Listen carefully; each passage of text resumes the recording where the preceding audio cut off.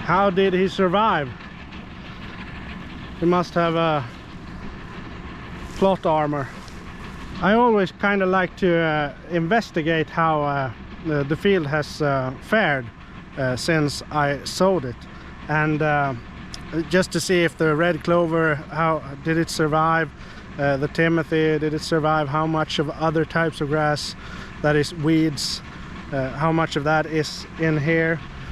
As you can see, the peas have grown quite a lot taller than the wheat.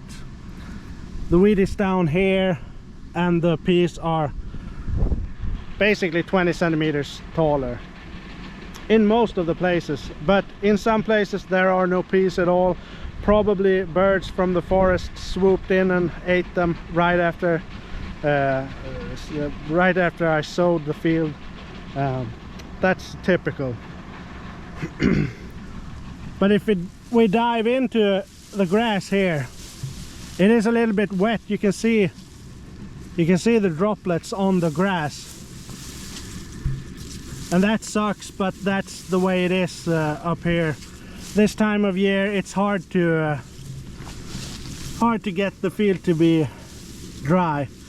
Here we got small pieces of clover, this here, trifolium,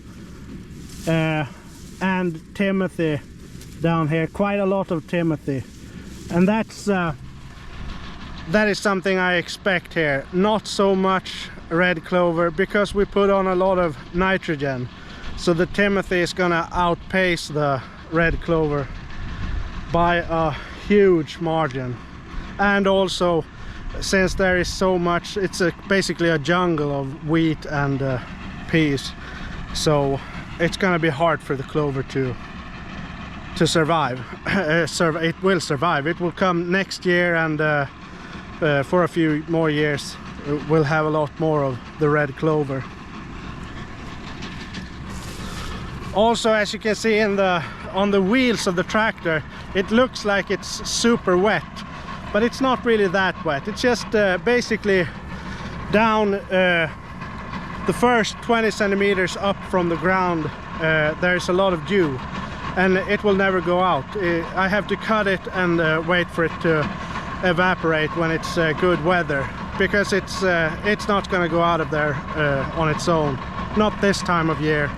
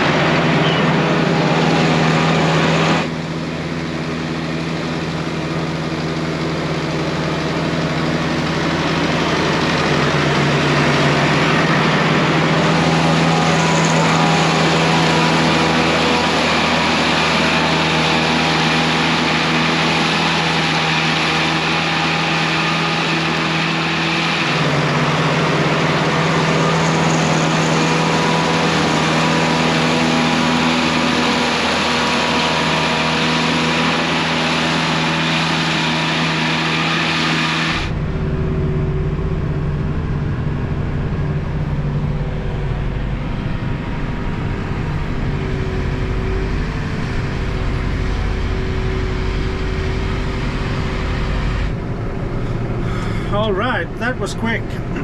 It's not such a big field, but I'm very happy with the yield. It's actually crazy. And this western part of the field, that half, it's a lot more dense and taller grass than on the east side. And the funny thing is that before I plowed, the old grass that has been growing for a billion years, that was also taller and thicker on the west side. So it's something to do with the soil. It's a little bit better on the west part.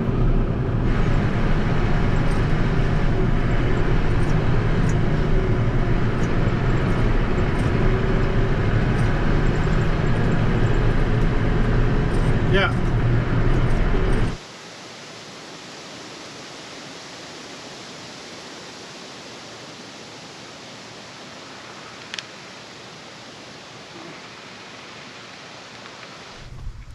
Today is the day of days. This is the goal towards which we have striven for these many months.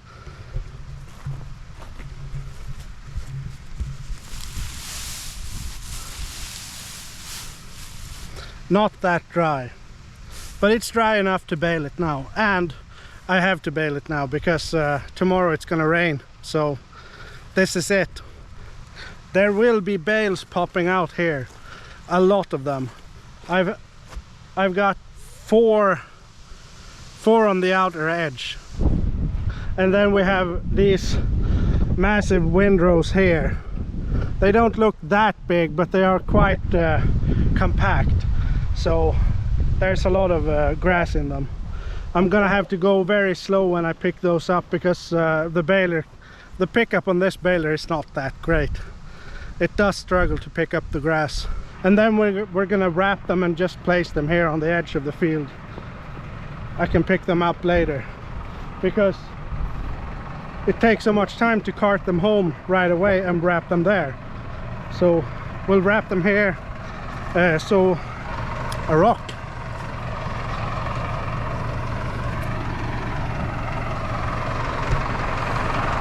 We'll wrap them here, and then we can cart them home later in the summer or in the fall.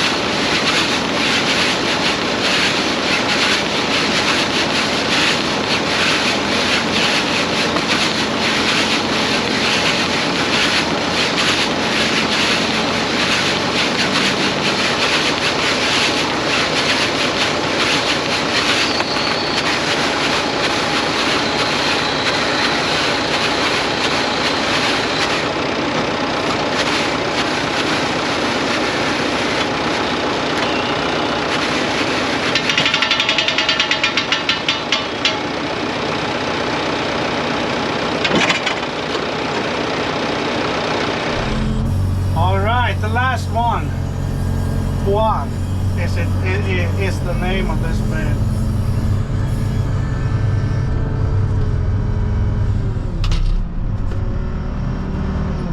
Alright, I've got the remote here to start the wrapper.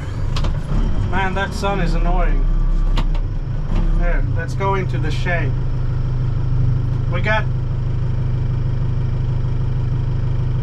Basically we got rain on the last 4 bales, but that doesn't really, it's not that bad, because when the bales are already rolled up, the net kind of waterproofs the bales a little bit. The surface is so hard packed, it basically turns into a goose. But anyway, let's just go home.